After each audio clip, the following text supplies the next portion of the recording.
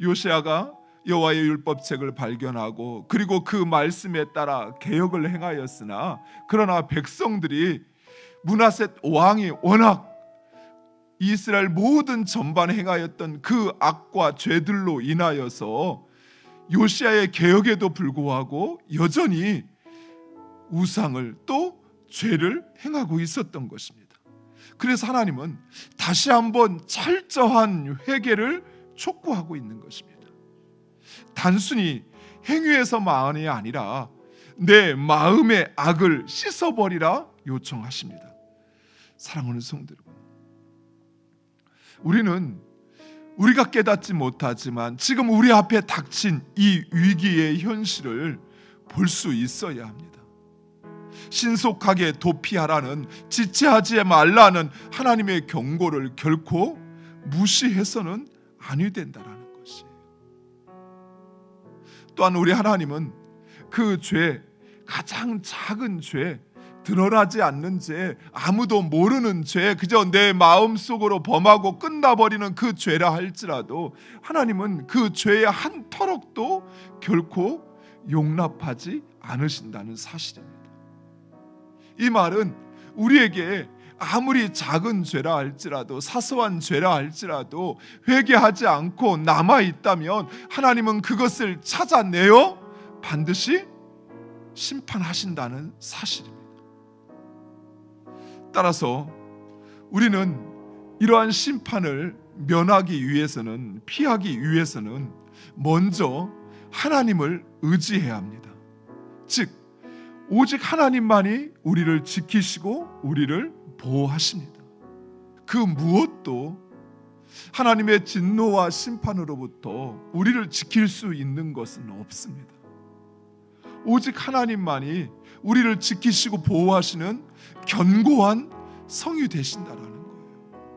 결코 무너지지 않는 그 어떤 위협으로부터도 우리를 지킬 수 있는 것, 그것은 오히려 우리의 눈에 보이는 그 무엇이 아니라 눈에 보이지 않지만 이 땅의 창조주요 주관자요 구원자이신 하나님이심을 믿으시기 바랍니다. 또한 우리의 삶 가운데 행하여지는 이 모든 일을 행하시는 분은 바로 하나님이십니다.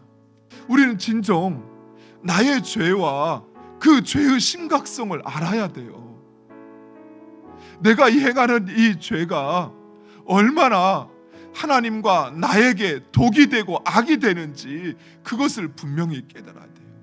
그리고 이 죄의 결과가 우리가 그렇게 가볍게 넘길 수 있는 것이 아니라는 사실, 북방에서 이스라엘 백성들을 심판하시기 위하여 그 적들을 불러오기까지 그만큼 죄의 심각성이 심각하다는 사실, 그리고 바로 내가 무익하고 무용한 죄인이라는 사실, 이것을 우리가 자백하고 그리고 굵은 베옷을 입고 회개하며 죄의 자리에서 돌이켜야 한다는 사실입니다. 사랑하는 성도 여러분, 이처럼 우리가 회개하면 하나님은 심판 중에라도 우리를 구원하십니다. 사랑하는 성도 여러분, 하나님에게 늦은 때라는 건 없습니다. 우리가 언제든 회개하고 돌이키면 하나님은 그 상황을 변화시키십니다. 이제 모든 것이 끝나버렸다고, 이제 이렇게 해봤자 아무 소용없다고 생각하는 그 순간이라 할지라도, 그러나 하나님은 우리의 상황을 변화시키시고 그리고 우리를 다시 살리시어 구원하십니다. 문제는 죄 아래 붙잡혀 있는 내 마음이 결코 회개할 수도 그 하나님의 분노를 피할 수도 없는 지경이 되어버린다는 사실이에요. 하나님은 죄와 불순종에 대해서는 반드시 심판하십니다. 철저히 심판하십니다. 따라서 우리는 항상 우리 자신을 돌아볼 수 있어야 돼요. 그래서 그 자신을 돌아보고 오히려 내가 깨우쳐 돌이켜 회개하면 나에게는 그것이 하나님의 축복이 되는 것입니다. 하나님이 일하시는 통로가 되는 것이에요.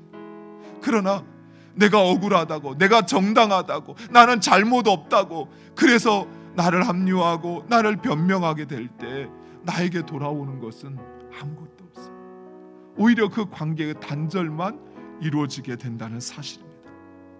사랑하는 성도 여러분, 오직 마음을 새롭게 함으로써 그 하나님을 의지하는 여러분 되시기를 간절히 축원드립니다. 우리가 하나님을 의지할 때 우리는 우리 자신에 있는 문제를 발견하게 돼요. 그리고 회개의 자리에 나가게 되는 것을 믿으시기 바랍니다.